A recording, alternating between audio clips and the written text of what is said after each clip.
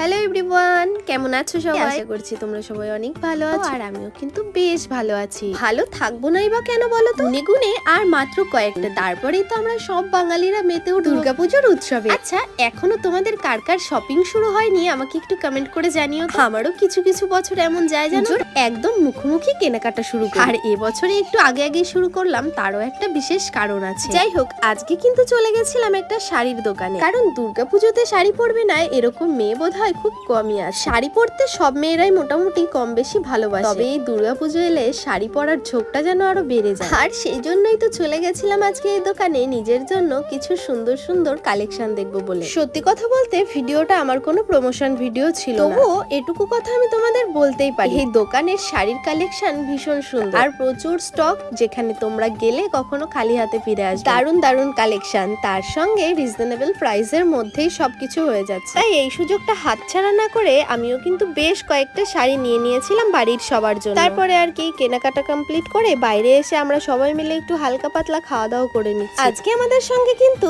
আমাদের আর একটা ভাইও ছিল পাশের বাড়ির। চলো তাহলে আজকের মতো ব্লগটা এখানেই এন্ড করছি, দেখা হচ্ছে নেক্সট কোনো ব্লগে। ততক্ষণে তোমরা সবাই সুস্থ থেকো এবং ভালো থেকো।